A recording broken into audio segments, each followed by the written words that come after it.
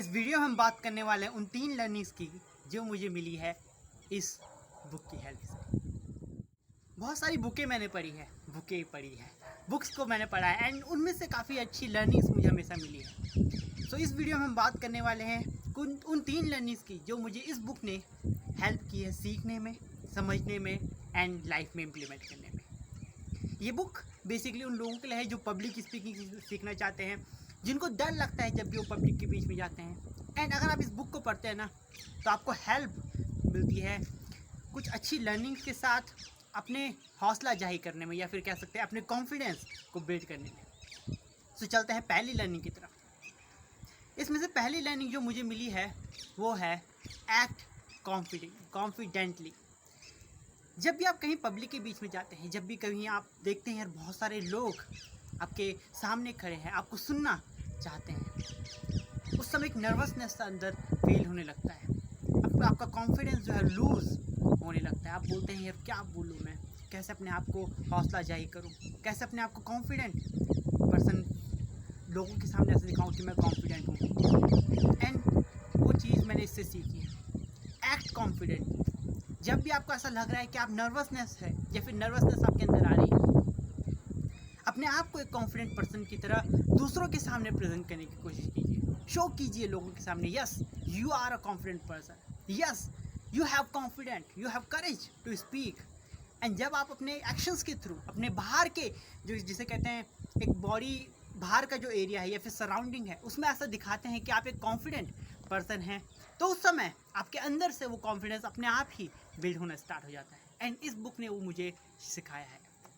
दूसरी जो लर्निंग मुझे इस बुक से मिली है वो है बी नेचुरल। मुझे आज भी याद है जब मैंने अपने स्पीकिंग को स्टार्ट किया था तो उस समय बहुत सारे स्पीकर्स थे, बहुत सारे तो नहीं, कुछ स्पीकर्स थे जिनको मैं सुना करता था, जो मेरे लविंग वन थे, जिसमें से मेरे खुद के मेंटर सर नागेश ओनले, ब्रायन ट्रेसी जो कि one of the amazing person है सेल्फ डेवलपमेंट में, जिन्होंने बहुत सारे लोगों को ट्रेन किया है। इसके अलावा टी हार्वेकर, राहुल भटनागर, विवेक बिंद्रा, ये सारे ऐसे स्पीकर हैं जिनके पास अपना एक इन्फ्लुएंस है। एंड वो इन्फ्लुएंस जब आप सुनते हैं, वो इन्फ्लुएंस अपने आप ही आपको फील होने लगेगा, यार आप इन्फ्लुएंस हो जाओगे उन पर्सन से।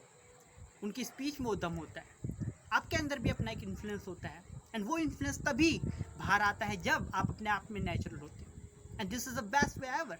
इस बुक ने मुझे ये सिखाया, क्योंकि जब मैंने उन वीडियोस को मैं देखा करता था, मुझे लगता था यार काश मैं उन पर्सन की उन लोगों की तरह बोल पाता, काश मेरी एक वॉइस ट्यून उनकी तरह बन पाती। एंड जिसकी वजह से मैंने उनको इमिटेट करना स्टार्ट कर दिया, यानी कि उनकी नकल हुबहू करने की कोशिश करी। यहाँ तक कि अपने मेंटर सर नागेश ओनले की भी मैं कई बार कॉपी करने की कोशिश किया करता था। बट इस बुक ने मुझे सिखाया कि अगर आपको लोगों को इन्फ्लुएंस करना है तो उन लोगों की टोनिंग को कॉपी करने की ज़रूरत नहीं है, उन लोगों की तरह बनने की कोशिश करने की ज़रूरत नहीं है। आप अपने आप में खुद बनिए, मतलब एक सेल्फ एनालिसिस कीजिए, अपना एक बी नेचुरल बनिए। जब आप बी नेचुरल बनते हैं, लोग आपसे ज़्यादा कनेक्ट करते हैं एंड वही जो कनेक्शन बिल्ड होता है वो एक इन्फ्लुएंस का कारण बनता है। And this is the best learning ever. And तीसरी जो इस बुक से मुझे लर्निंग मिली है वो है कि जब भी आप कहीं पर शेयर कुछ कर रहे हो तो आपका एक गोल वहाँ पर क्लियर होना चाहिए कि आप क्या शेयर वहाँ पर करना चाह रहे हो। And this is the best way ever.